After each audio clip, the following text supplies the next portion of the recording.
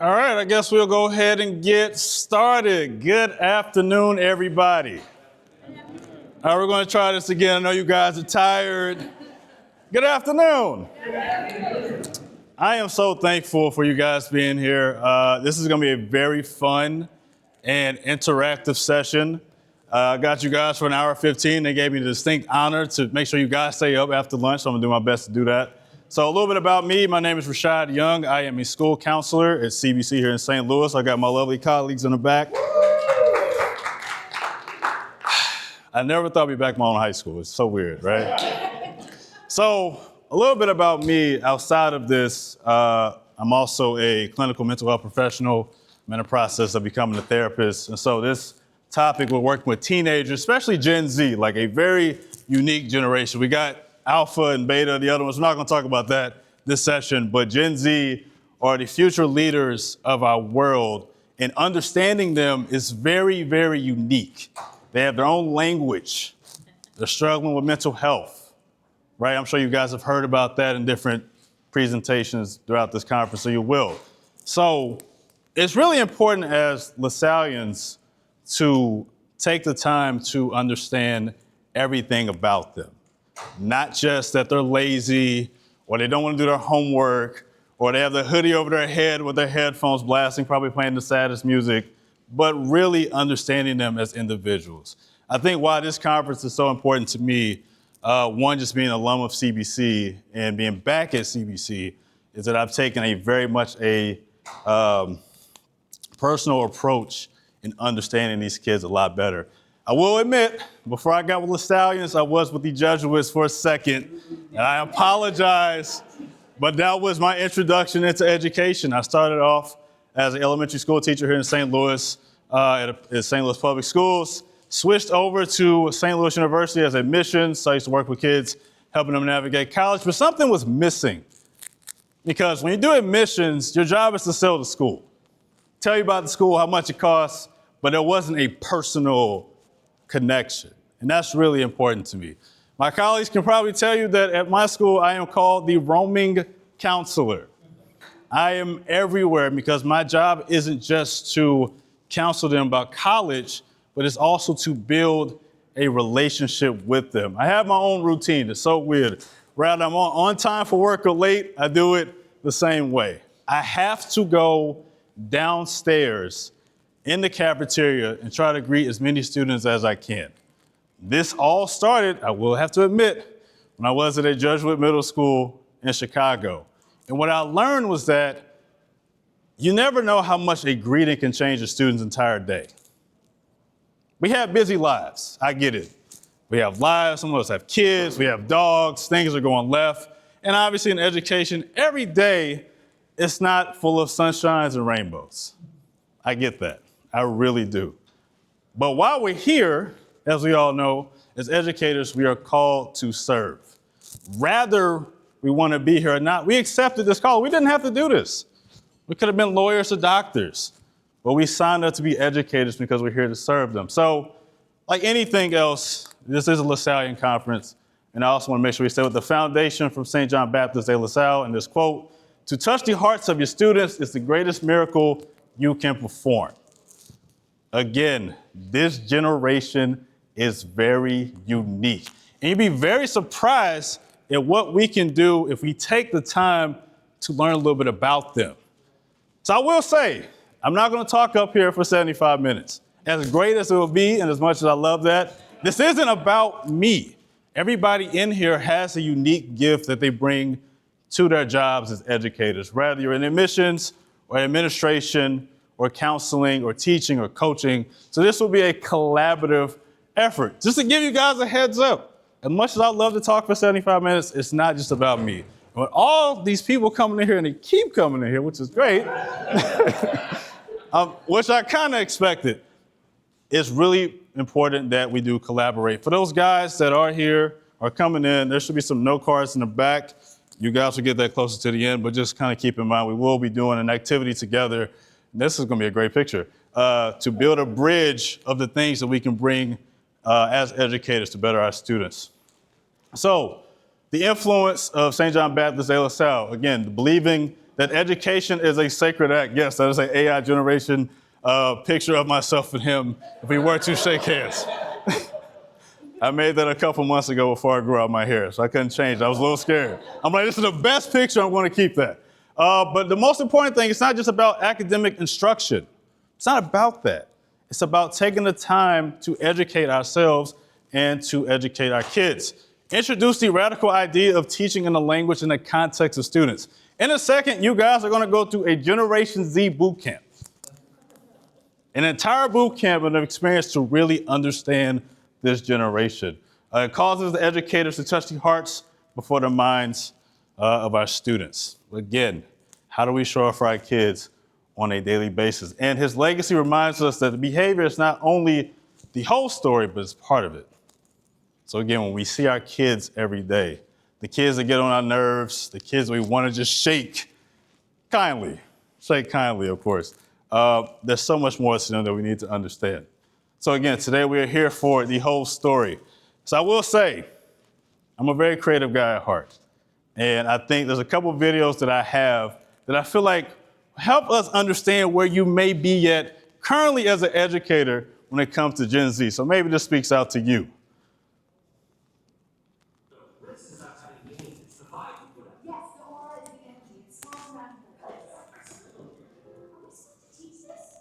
So, wish it was a little bit louder. But the main thing was, and the main thing about this presentation, why it's important to me, I was once that student. My path to becoming an educator was probably not as traditional as others. My original goal was to actually be a pharmacist. I was a sophomore at the University of Missouri, and I did so well that they sent me a letter saying if I didn't get my grades up, I'd have to leave.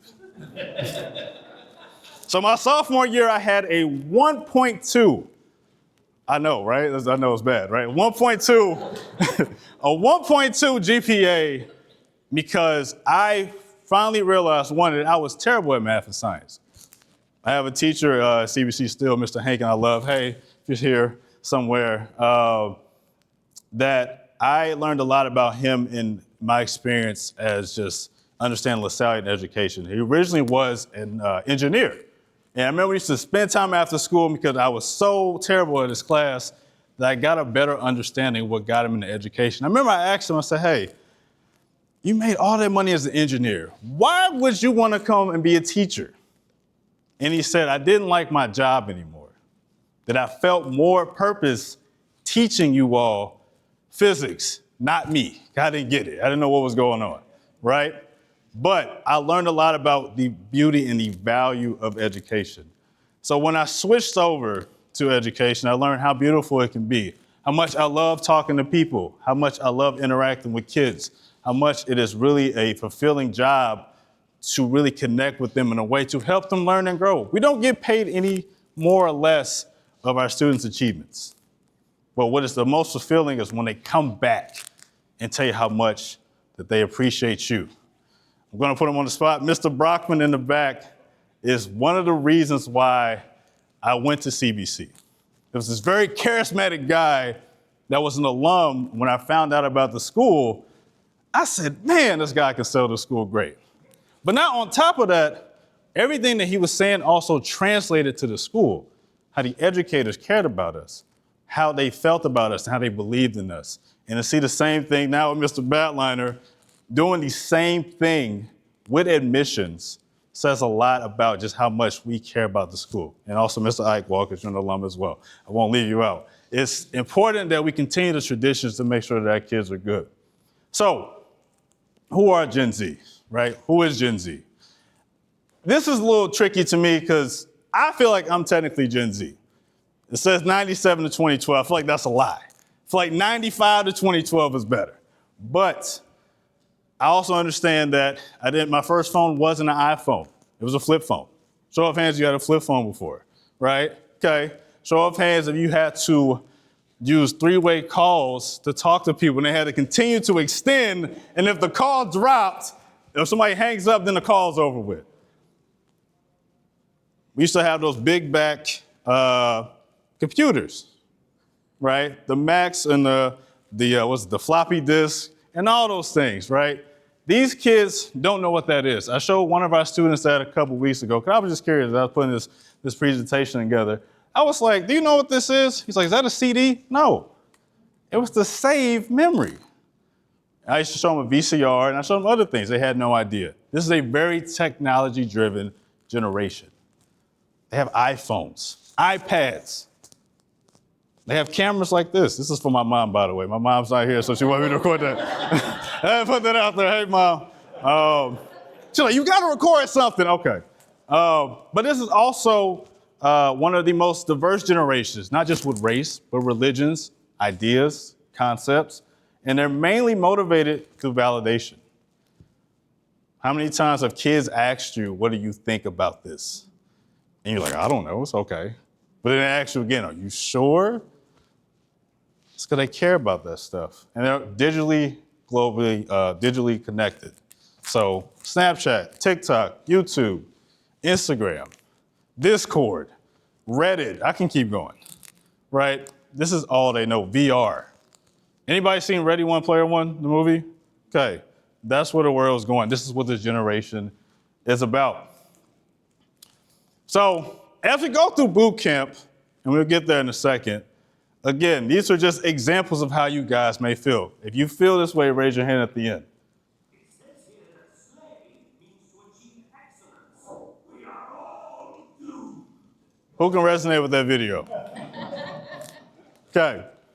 Or maybe you're more sophisticated and you like podcasts. I know people love podcasts. And maybe you're trying to understand Gen Z a little bit better, so you lead with this. We have to ask ourselves profoundly, are they simply lazy? Or are we failing to adapt to their paradigm? And while this is an AI-generated video, that's a fair question to ask. Are we failing to adapt to their paradigm? Our job as educators is to serve these students. They are the customers. We're just helping them expand the business. Or maybe you got so far as educators where you guys are meeting together and it got to a town hall part and things just go left. The quantum shuttle trend demands our attention for years. Absolutely not. We are educators, not biomarketers. But marketing is a part of education now. How many of us as high schools, elementary, we have social media pages for our schools? Okay, so we are becoming marketers. We are adapting to the culture of Gen Z every day. But after this, I promise you, you become enlightened with Gen Z. The generation of change. You already have the answers inside. See past the noise, and I will guide you. So, this is what we're here for. This is the whole point of the boot camp. But before we get into the boot camp, as always, again, it's interactive, a quick icebreaker. Talk to your table for about 2 minutes, or people obviously not at tables. Talk to the person next to you. How comfortable are you with Generation Z? And if you can ask one question, Generation Z, what would it be? And break.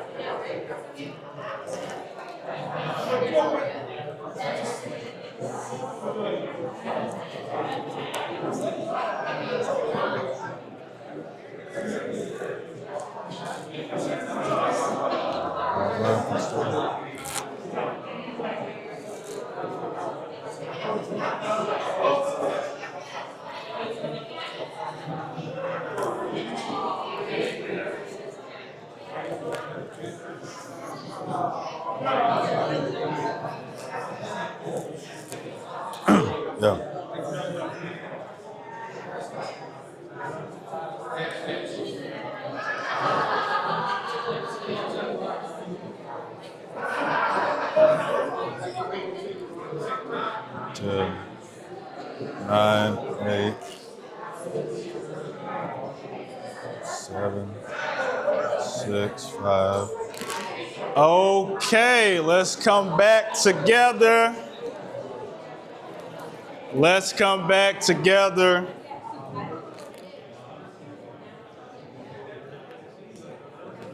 I love all the conversation. It makes me smile that you're not looking odd at each other. This is great. This is all about. So, who would like to share? Where are they at when it comes to Gen Z?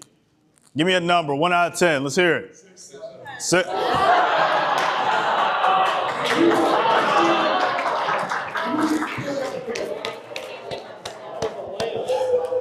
I set myself up for that one. All right, let's disregard that. All right, if you can ask one question, I'll take 5. I know we can all probably got a question. What are the questions that you would love to ask Gen Z? Yes, ma'am. We talked about the validation a little bit. We understand that as humans, we sometimes need that validation. Yeah. But we believe that with Gen Z, there is a constant need for that validation for everything that we do. Yeah. As in not being able to believe in yourself or thinking that you're not good enough to complete a good job in anything, in turning in work or maybe even sports. Yeah.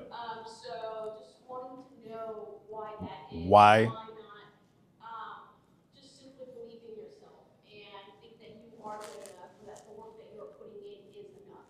That's a great point. We'll get into that in a second. Anybody else? Yes, ma'am. I would want to ask them if everybody could either stay or get rid of Snapchat, Instagram, and social media. Would you rather keep social media as is, or would you rather remove it from existence across the board?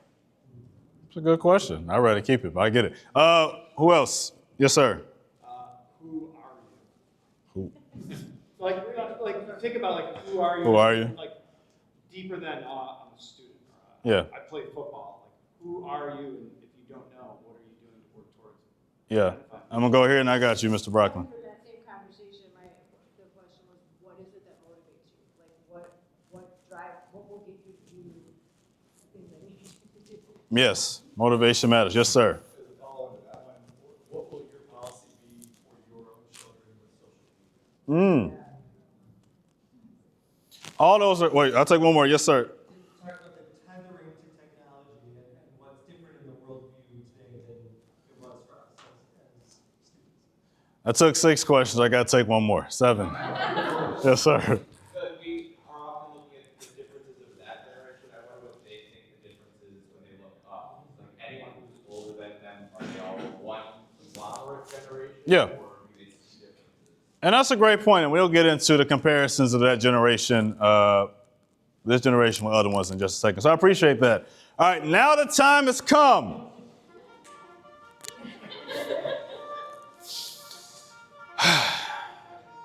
All right, Gen Z boot camp. You guys cannot leave now. If you want to leave, you could have left 10 minutes ago. It's too late. All right, so what will you gain from this boot camp? You will gain how to spot a student who is over it from 40 feet away. First one. Second, you will learn how to decode Gen Z slang without using IT for help. This next one. The most important one in the serious matter, you'll learn how to tell the difference between lazy and overwhelmed. That does matter. You will learn how to avoid being called an old head in class. The students are now calling me Unc. I just turned 30, okay? They don't even call me Mr. Young anymore, they call me Young. That's all right. I just accept it. And then lastly, and the most important thing, understand our vocational responsibility as Lasallians. So key lessons while in boot camp. See, I have to give you things you'll gain, but also things to remember. You may not use your phone for backup. Gen Z will spot it. Even though they're not here, they will spot it. Second, eye contact is required, even though Gen Z won't return it. Most of the times their heads are down. Number 3, do not take sighs, shrugs, or blank stares personally. It is their default setting. How many times you see a student like, how's your day? They're just like, yeah. I know, it's weird. Sarcasm must be used, but it needs to be used responsibly. When battling with Gen Z, it is an all-out war. When you try to be nice to them, they may say something sarcastically. You cannot take it personal. If you do, you're already lost. And we're going to win today. And we're going to win moving forward. If you cannot explain it in 10 seconds, just try again. And my favorite, do not engage when I was your age stories. When I was your age stories. Please don't. It does not work. I have tried it. I'm like, yeah, 15 years ago, I was a freshman. Oh, okay, well. Then they try to fact check it. Now they're Googling my name. I don't like that. I don't like that at all. So, do you even speak Gen Z? So how we're going to do this, because this room is completely filled, the tables are going to be a group, and the rest of you guys, let's try to find a way to work together. Okay?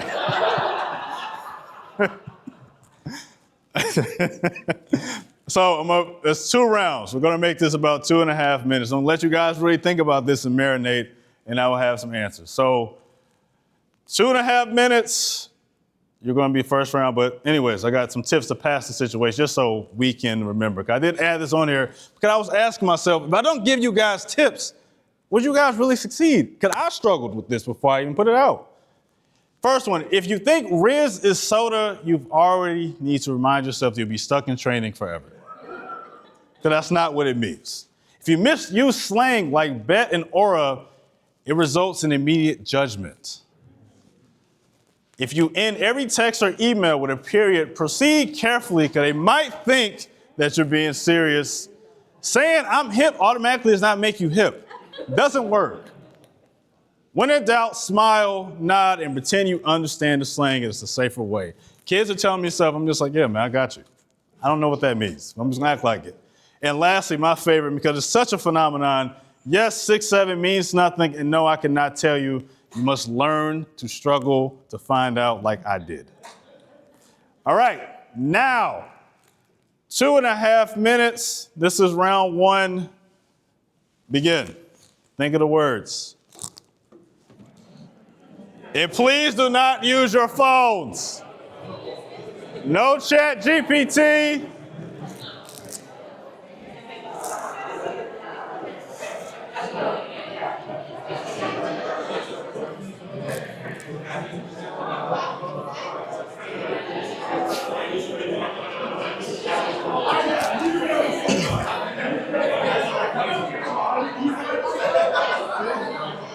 I'm bodying this, I'm not gonna lie to you.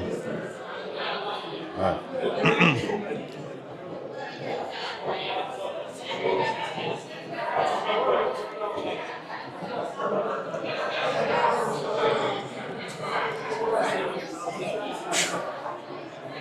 How you doing?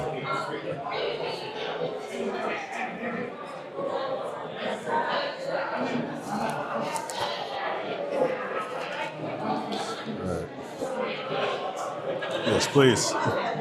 This may never happen again.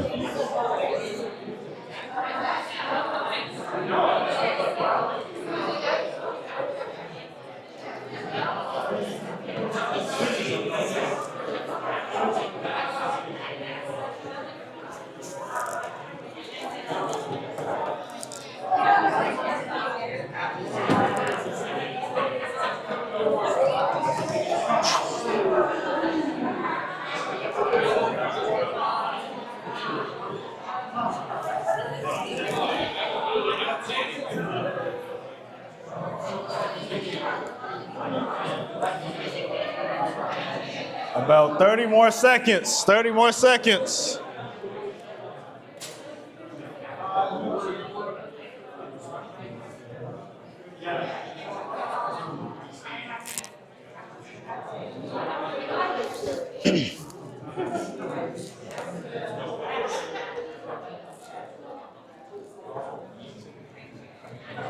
All righty.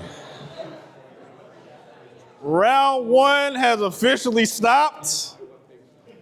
I appreciate no phones, I think. I can't really tell some people. All right, so we're going to do this based off of honor code, because I really don't know what you guys know, don't know. So I'm going to accept multiple answers for these concepts. All right, so let's start with bet. Bet can mean okay, cool, or sounds good, or I'm down. Show of hands if that was one of the four you got. All right, there we go. Second, low key. It can mean a little bit, secretly, subtly, or quietly. Show of hands if you got that. Okay, we know a little Gen Z. My favorite, cooked, means destroyed, exhausted, embarrassed, or done for. Show of hands if you got that. That's what I'm talking about. All right. Now, Riz a little unique, so we're going to keep it in the context of what it probably should mean. So for me, Riz means charisma or smoothness. Show of hands if you got that. Charisma. And then lastly, the students tell me I have this, but I still don't know how, but okay. Aura. The ability to have the vibe that someone gives off without trying. It's like you ooze this energy. Show of hands if you got that. All right. Now for round 2, I am going to make it a little more challenging, and you get less time. You get a minute and a half starting now.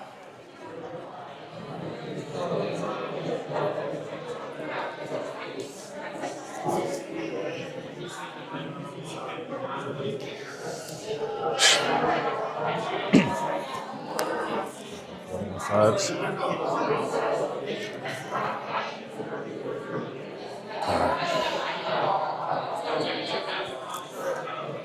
I'm bodying this. I just want to let y'all know, like, I'm bodying this for real. When I get in my zone, I'm in a different place.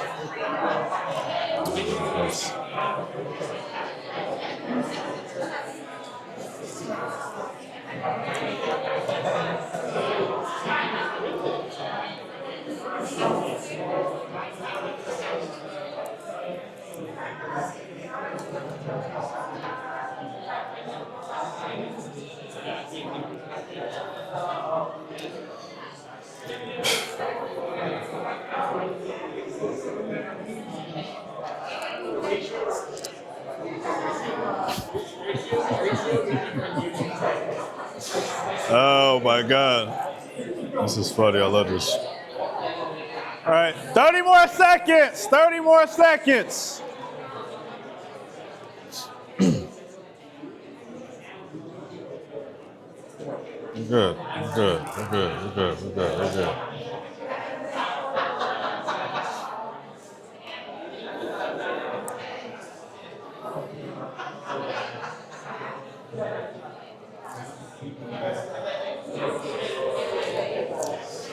This is fun. It's a fun time. All right, let's come back. Let's come back together. I feel like that's a song. Let's come back together. I don't know. Yeah, come together. Anyways, all right, round 2. Brain rot. I'll be honest with you, this took me a long time to find the answer. So this is what we're gonna roll with. Brain rot is when someone is too deep on one thing, a game, a show, a song, a person, or trend. Show of hands if you got that. All right. Next, a NPC is literally a non-playable character. So picture the Sims. Ratioed. This took me a long time, I'm not gonna lie. It took me a very long time. Ratioed is when someone is trying to get more likes or responses than the person that they're replying to. So like if you're online having beef with somebody, if you get a better reaction than that other person gets ratioed. So ratio's a bad thing. Ratio's a bad thing, yeah. All right, Stan is a super fan or someone that obsessively thinks about something or someone. And I'm gonna be honest with you, 6, 7, I just don't wanna hear again. So if that was your answer, I'm okay with that, okay? So, thank you guys for completing first part 1 of Gen Z Boot Camp. Give it up for yourself. All right. So, again, why does this matter? When we go back to vocation, understanding their language is a form of a vocation. Yes, it makes absolutely no sense. Absolutely no sense. However, taking the time to know what they're thinking and saying gives us an advantage to connect with them in ways that we never think before. So yes, 6'7" is atrociously stupid.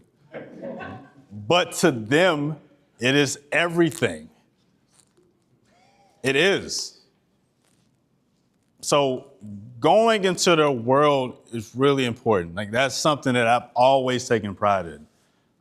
Because when you connect with them in a way that when you enter their world, they'll enter yours. The best way I'm trying to put it. When you're trying to help them and you build that relationship with them and you understand them and you don't judge them, they're more likely to be more open with you.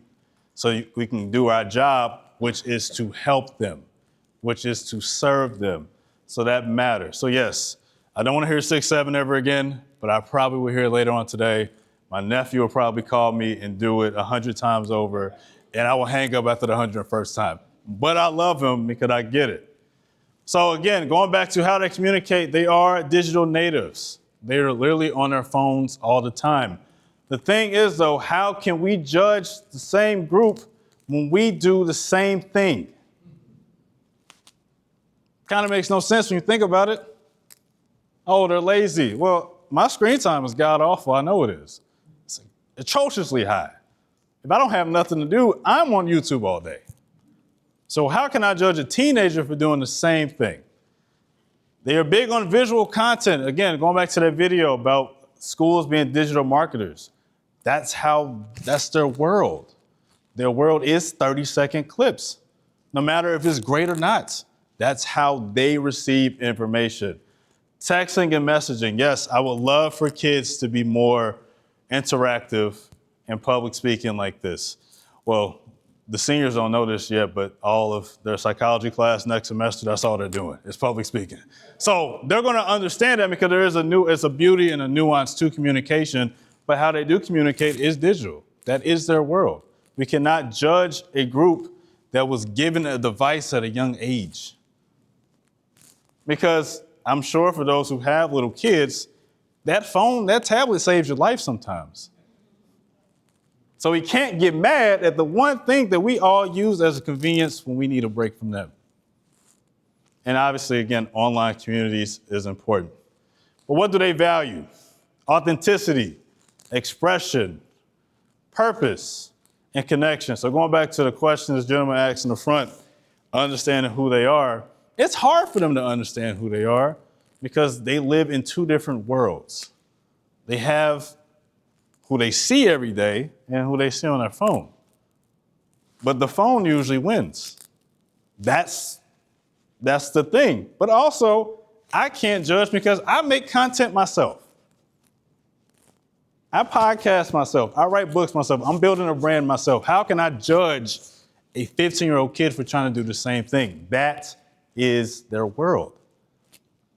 But they do really appreciate authenticity. What I love about this generation so much is that they just try to do everything. 1 minute they want to be a professional football player. Next minute they want to be an astronaut. It makes absolutely no sense, but to them it does because they're just throwing ideas at a dartboard. They're just like, oh, okay, well, this guy did it at 17. I can try it too. So who are we to tell them that they can't do that? I mean, we can, but that also creates the problem of the motivation piece. What motivates them is what they feel motivated by. And how many of us as educators have shot down somebody's dream because it didn't make any sense? I know every kid that I talk to every day is not going to go to the league. I know that. But who am I to tell them that it cannot happen? Who am I to not tell them that they can go to a university of their choice? Or they want to be a Twitch streamer? I think sometimes our practicality is the downfall of their growth. Because we didn't do it. Because we didn't try to do that. Again, I'm the same guy right here. I had a 1.2, a sophomore in college. If my mom didn't give me another chance, I'm probably not in this room right now. All because I struggled with anxiety and depression. That was the first time I was introduced to it. I had no idea what it was. I was just sad and anxious all the time. I didn't get it. That is their entire life every day. And I'll show some statistics in a second. Like, it's high. These guys, men and women, they're disconnected. So we have to find a way to keep them connected. So the main question we got to ask ourselves, this is more of a question just to sit and reflect on, as educators, how can we do a better job of connecting with our kids? What can we do every day to ensure that we're doing our job? Again, we signed up for this. It's not a lot of people online trying to be an educator. When you think about it, a lot of people leave education. The turnover is high. Schools are trying to get teachers or counselors. So every day we sign up for this, we're already here. We might as well try our best and not make an excuse for it. If you don't want to be here, then just don't be here no more. Nobody's holding us hostage in education. Trust me. It's always a door open for us. We all take it if we want to. So we have to keep that in mind. How, as educators, how can we do a better job of connecting with our students? So a couple of things I feel like are important to me, as I've kind of mentioned, is first off, slow down and notice the human first. They're 14, 18, 13, 12. They're still figuring themselves out. They don't know who they are yet. Some of us actually know who we are today. Sometimes I feel like I'm this and sometimes I'm not. Sometimes I'm just as confused. So to put the pressure on a kid is very hard. So again, a couple things we can do. Greet the students. Greet the kids you know. Greet the kids you don't know. But what I learned is that I was going downstairs greeting all the kids I had a good relationship with. And that's fine. But then I started doing it to kids I don't know. And I was like, oh, they all love this idea. Because it's not about, I don't know everybody's name, I don't. At this point, I'm just like, hey, bro, nice to see you. I forget names. But that one simple interaction, again, you just don't know what it does for them. Second thing I think we all can do better with is assume there's a story behind their behavior. Some kids come in your class, head down, I know it gets on your nerves. I know. I got some handfuls as a school counselor. Trust me, every day, I'm just like, you're going to get better one day. At some point, you're going to get there. But as you get a chance to learn more about it, you know about their backstory. We have to keep in mind that sometimes a school can be a safe space, but sometimes it's just an escape from what they're dealing with at home. The nervous system can be discombobulated outside of school. So when they get at school, they're calm. And what do we do when we get calm? We get tired. So yes, there can be some intrinsic motivation that can be better, but do we ask the proper questions of what is making this hard today? Instead of asking, why is the kid like this? And also, again, lastly, build trust through persistence or presence. Again, we sign up for this job. So how we show up for our kids, what we can control, let's try to maximize it. Yes, I get it. We're adults. Life is stressful. I didn't have my coffee. My dog woke up at 4 a.m. I get it. But there's kids that are looking at us every single day. They care about how we show up for them. So now, part 2 of the boot camp. Understanding the mind of Gen Z. Going back to the concept of laziness, laziness becomes a full stop when it should be a question mark. Labels are dangerous. You know what I was always told when I was a kid? I was always told I had tremendous potential. And I do. That's great. But what does that mean? We tell kids that all the time. But do we give them the proper guidance on helping them untap their potential? Or when a kid's a problem child, oh, that's just who they are.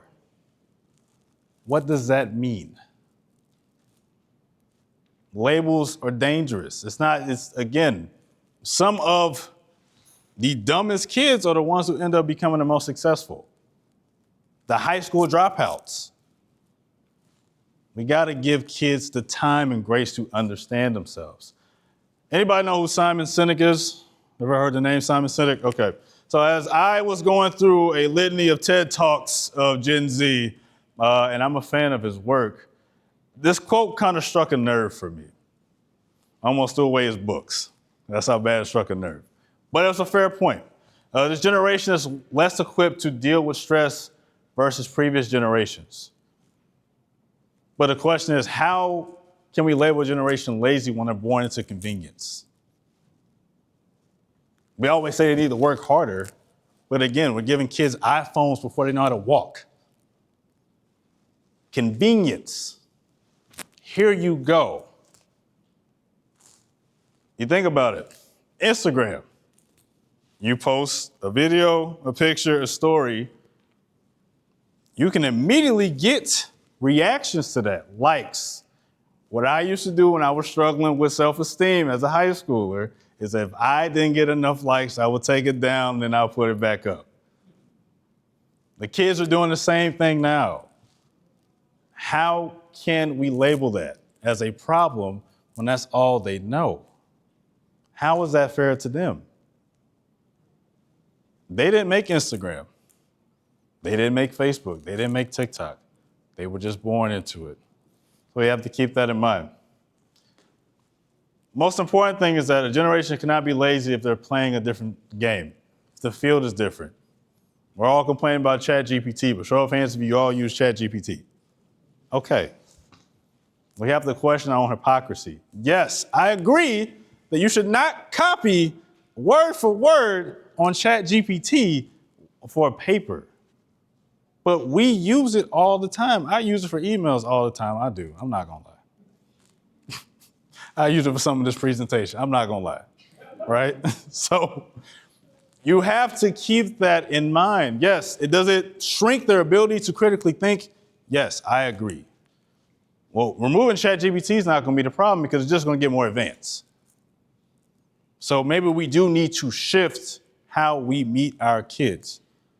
I think one of the greatest things right now is like storytelling. Like everybody's eyes is on me. This is great, right? Love this. I would have hated this 15 years ago, but I love it now. We have to do the same thing for our kids.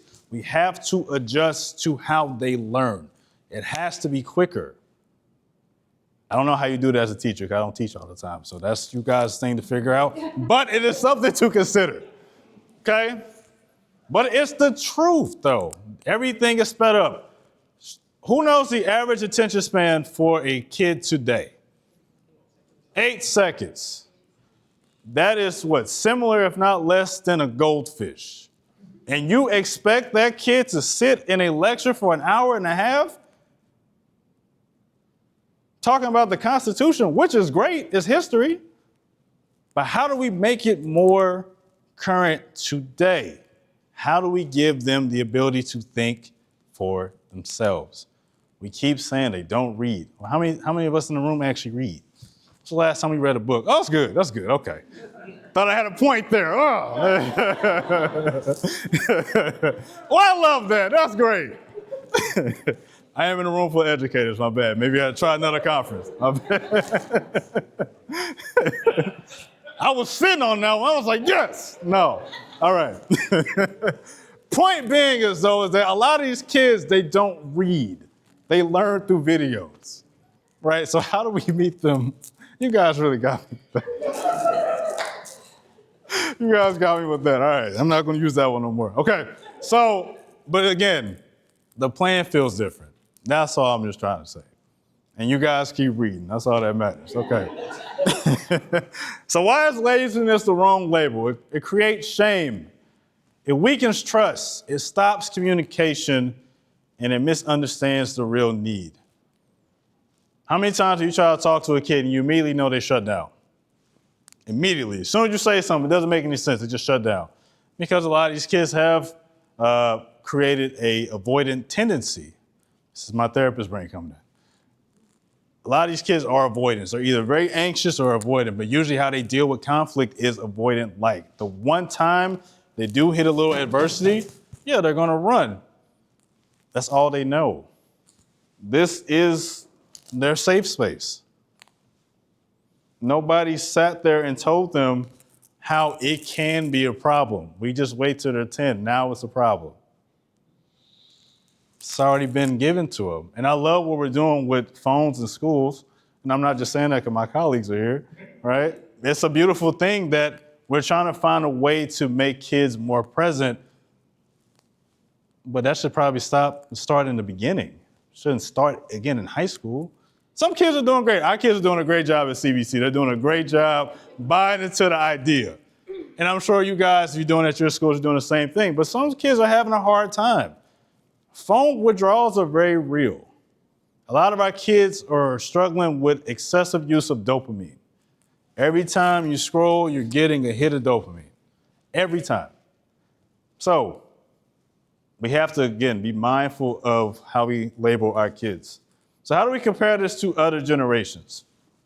So obviously, every generation has dealt with different things, but I think what makes Gen Z very unique are, one, the volume of anxiety, which I'll talk about. There's a huge loneliness epidemic because they're so connected to their phones. Burnout, most kids are burnt out by the time they're juniors in high school. And then the school pressure, especially with high achieving students. So when you think about education and influence, a lot of us are still telling our kids to go to college. And that is tremendous.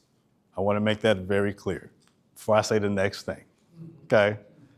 College is a great thing for our kids. Most of us work at college preparatory schools.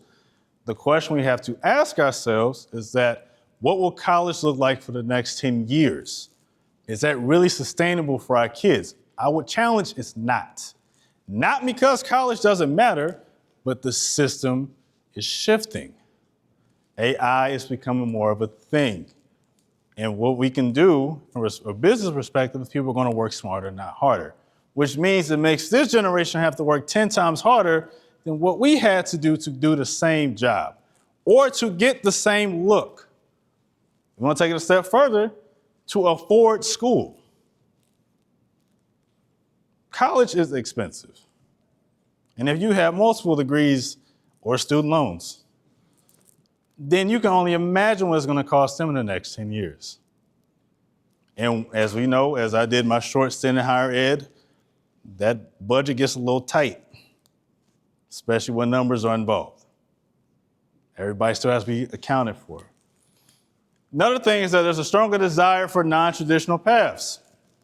Trade schools, certifications, streamers, YouTubers. Kids are trying to find a quicker path to get to where they're trying to go, because the traditional route is just being met with more challenges. And it's not necessarily a Gen Z issue, it is a human issue that's happening right now. And I haven't even talked about Generation Alpha or Beta or whatever is coming after that. They're going to have it way harder than Gen Z, because as we advance with technology, how kids are being marketed for jobs is going to look a lot different. You know, maybe 20 years ago, a master's degree is a great thing. Now, master's degrees are baseline for most of us to get jobs. And even some people who got master's degrees are overqualified now for those jobs. I don't know, I might be talking to myself, I don't know. Okay, so we got to keep that in mind, though. We're telling kids to go to school, which is great. I love that. But how are we preparing them to become successful when we also know the truth that it's very hard for people who are already qualified to get a job? How many students have said that? At least the kids that I talk to still, that are currently in college, every job is telling them that they just don't have the experience. Well, how are they going to have the experience when they're in school? What type of sense does that make?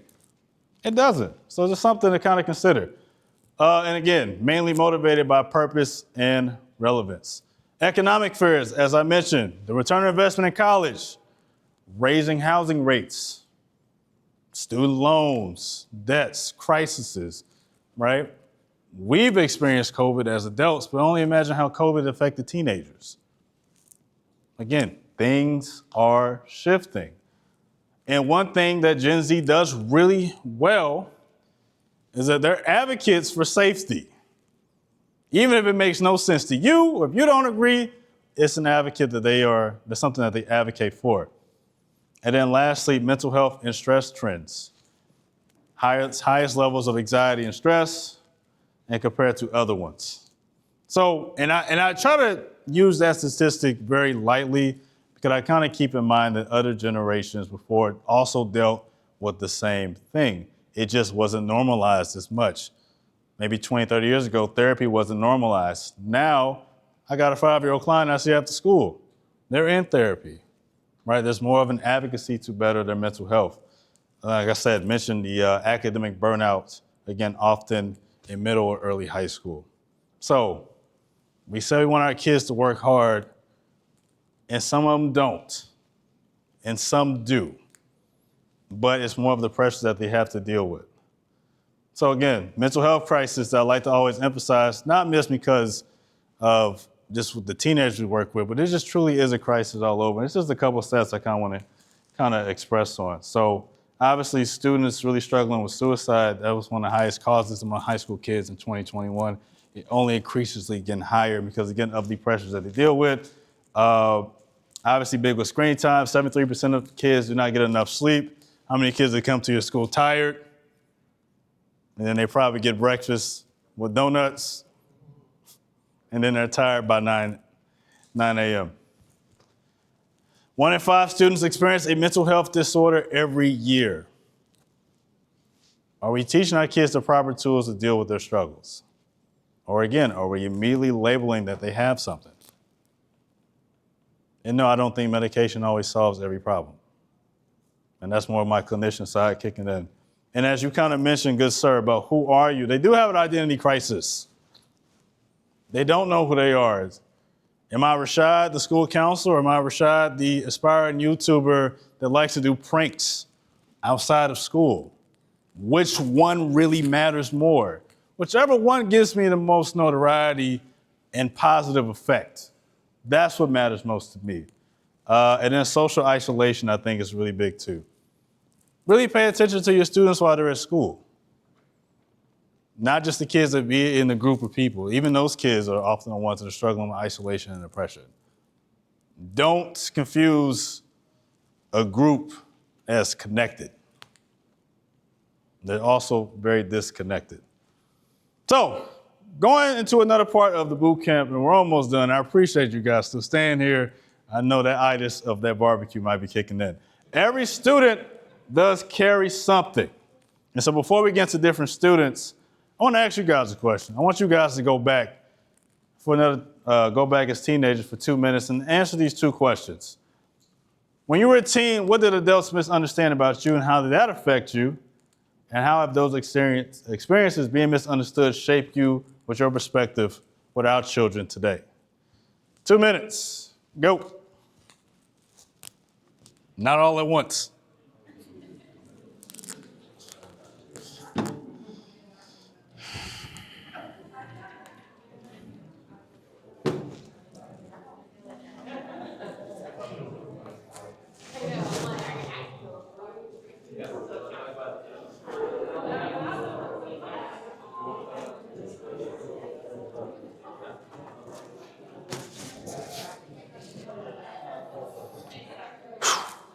Almost there.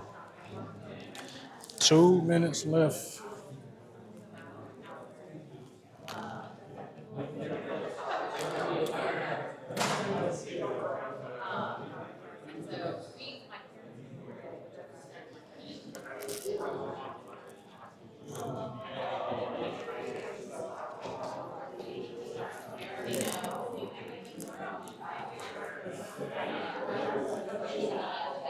Let me see, I got about 20 minutes. Okay.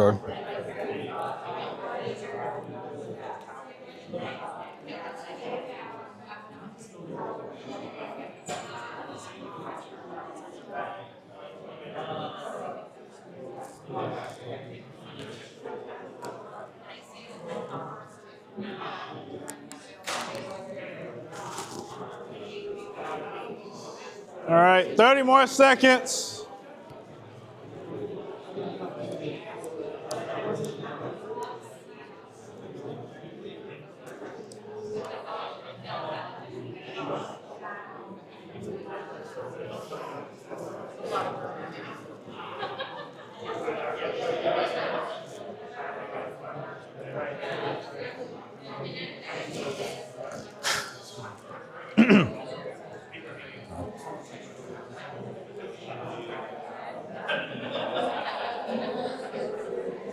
All right, let's come back together.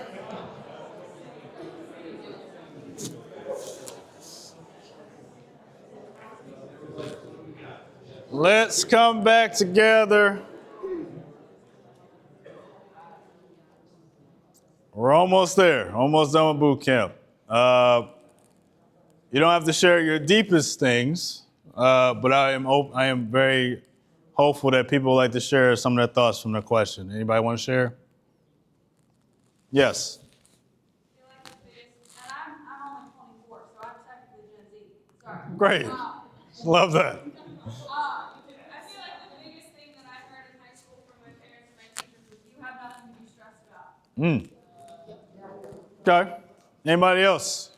Yes. I struggled in school and was labeled as quit being so lazy, but in actuality it's because I was humiliated to ask for help. Anybody else? Only my dad knew how hard to push me.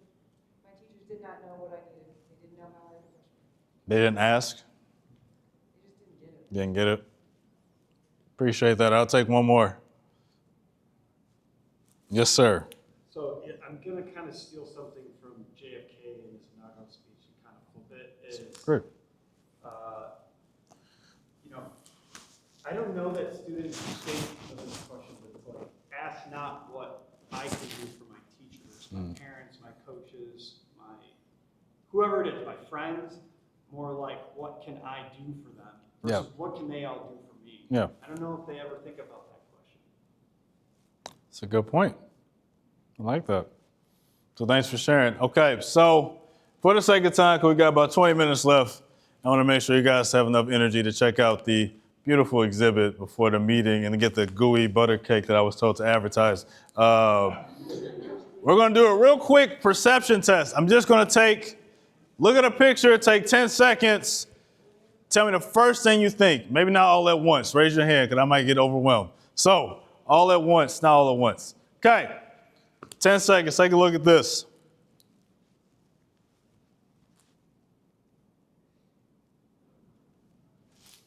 Thoughts?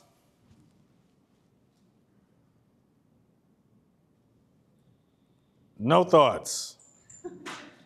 Yes, sir. Oh, well. I love it. It was the same time. It was great.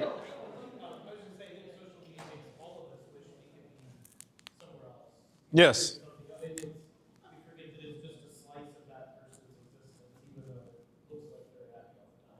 Absolutely. Now you, sir. Same thing. They tend to only see like the highlight reels and not what real life is actually like. They see the best stuff. Yes. I would push similar to what you said with who are you? What does it mean to be happy? So this idea of I just want to be happy and then the child looking at the picture, like we have no idea if that actually translates to happiness or not and how aware is the child of what happiness actually looks like to him from that position. Yes.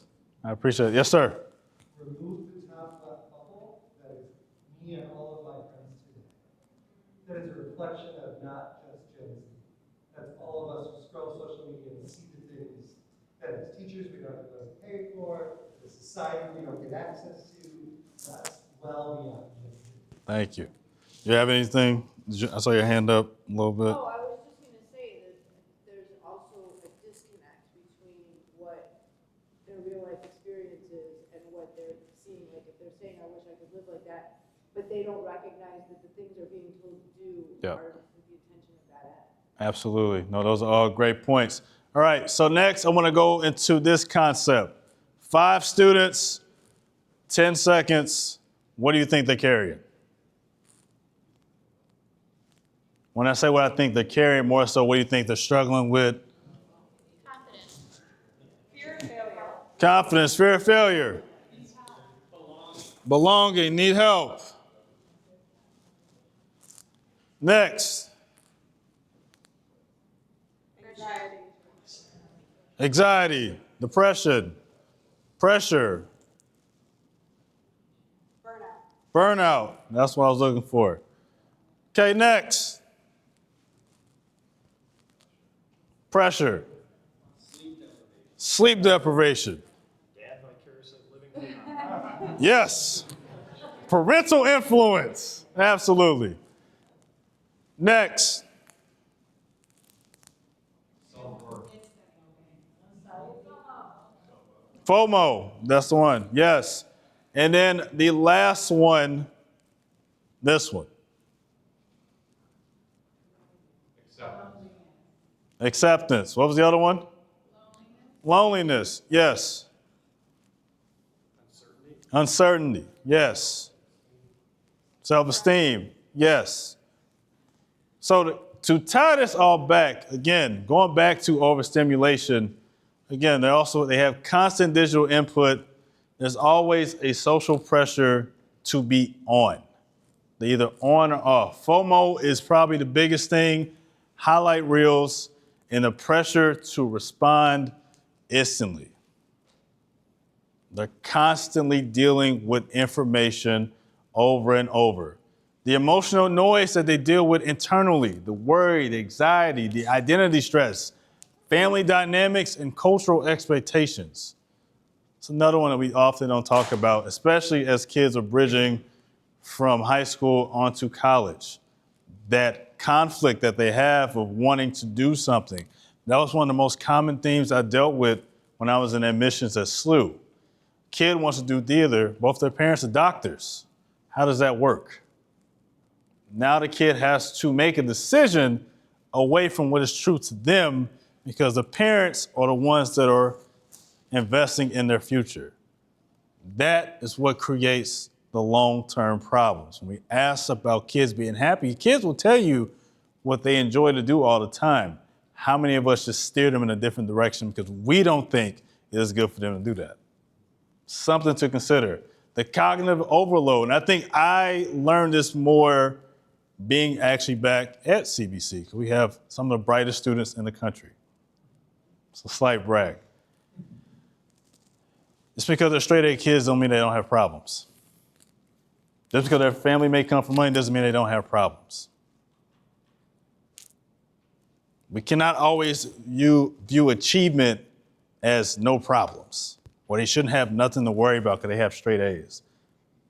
Maybe they're so afraid of failing, that's why they do well, but it's beating them up on the inside every day. And the real question is, what will they do when they actually hit adversity? Keyword is when, because they will. Are we properly equipping them for that? And obviously, like I mentioned, lack of meaningful rest. So real quick, 30 seconds, reflect on this, a mirror moment. When have I confused a student exhaustion for laziness? When have I, as an educator, mistaken the student's ability based off their reaction? And how have I always showed up present to work? You can talk for about a minute, and then we'll come back.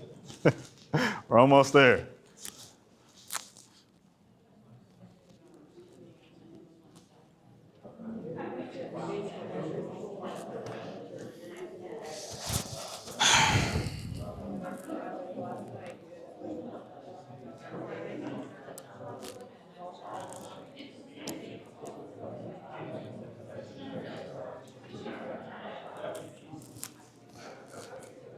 About 5 slides left.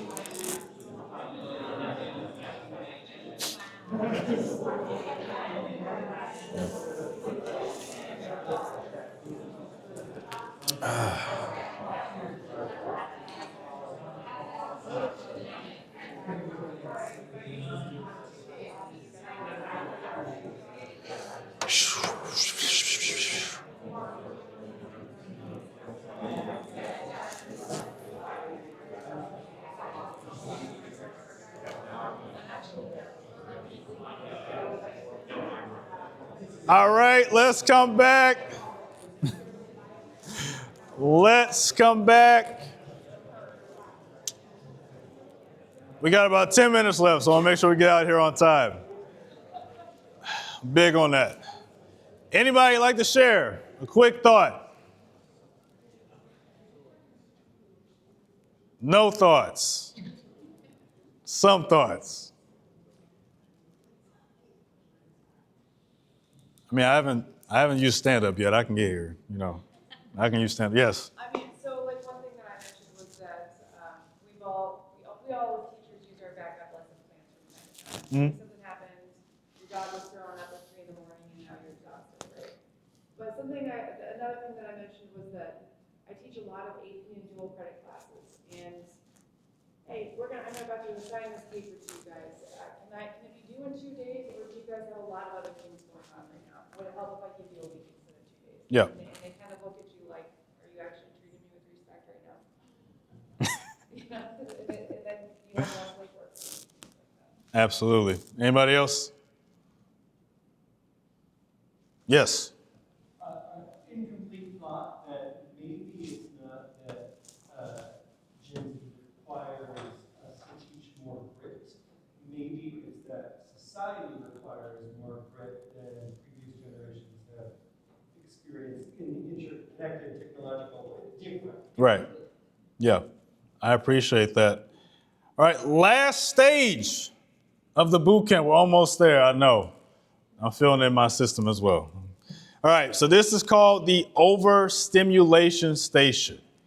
For the sake of time, I am going to speed up this video a lot faster than I originally wanted to.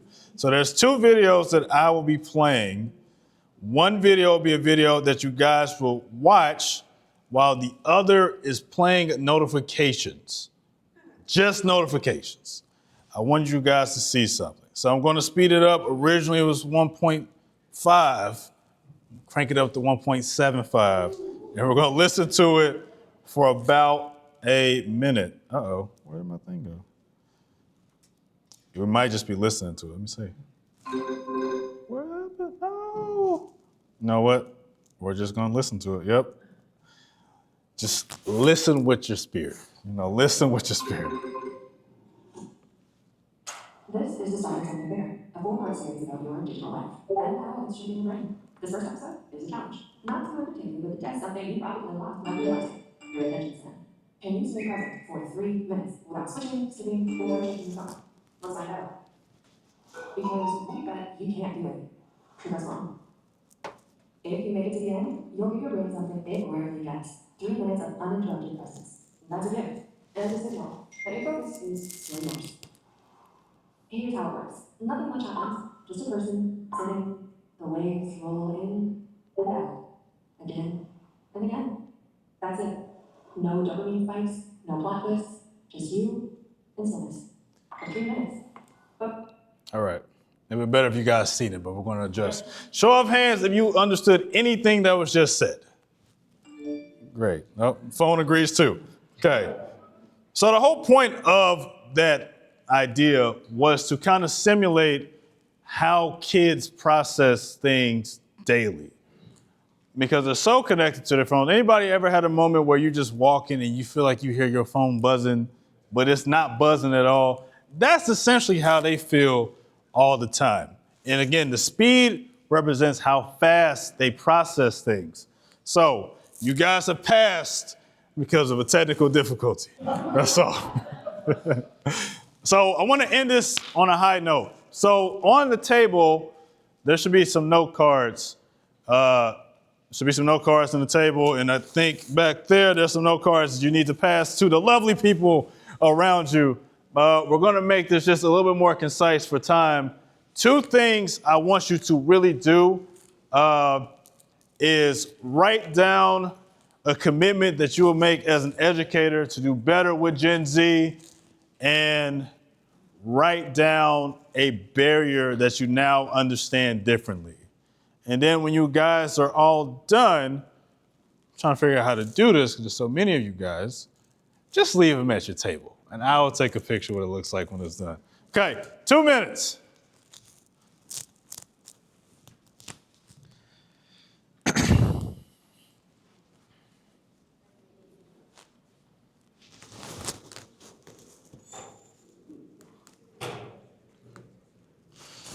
So a commitment that you will make and a barrier that you understand differently. A commitment that you'll make as an educator now with Gen Z.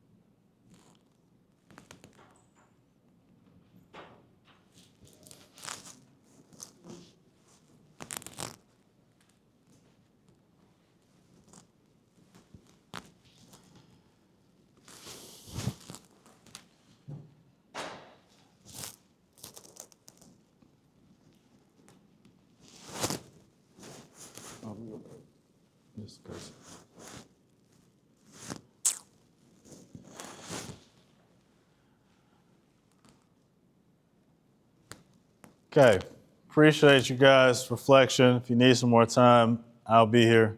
If you need to write some more. As we close and going back to the vocational sense, there was something that really stuck out to me as I was reflecting on how I kind of want to close this out. And a lot of Gen Z-ers are walking in the dark, right? And so as educators, our job is to pretty much bring a lantern or remember your lantern. And so as we navigate with Gen Z moving forward, let's shift the language. Instead of labeling lazy, let's ask questions. Let's lead with presence over performance. Let's normalize conversations about being overwhelmed. We often say that they're overwhelmed, but we don't talk about it more in depth with them. Let's practice patient pacing. Patience is hard, I know, but it is something that they need. Let's teach restoration, not just compliance. Let's be translators, not just transmitters. You guys went through Gen Z language boot camp. You guys are ready to 6-7 your way to success. And lastly, touch the heart intentionally. Again, as educators, ask yourself, what can you do differently to better connect with your kids? As we close at the end of this boot camp, a reminder, you cannot old school their stress. TikTok isn't a problem. Disconnection is. Lecturing is challenging. Storytelling isn't. Attention spans aren't short. Competition is high. They're competing in different ways. And then lastly, accountability works best with empathy. It's not label. Let's understand. Let's ask questions. And I thank you guys so much. You guys have passed Gen Z Boot Camp. Have a good one.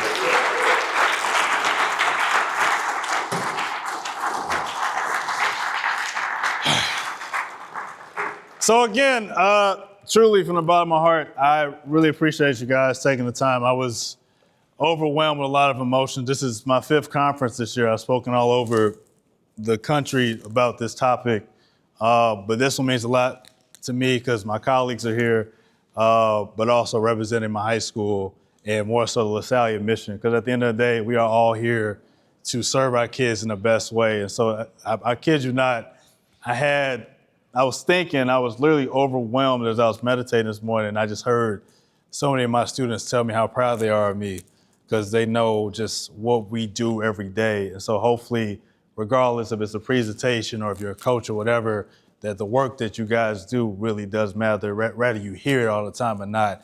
It truly does. So I thank you guys so much.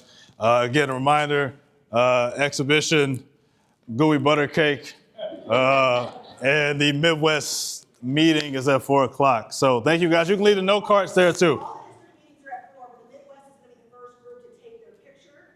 So we're in the main room on the stage. All the Midwest is right at 4 to take that picture right away. All right. Thank you guys.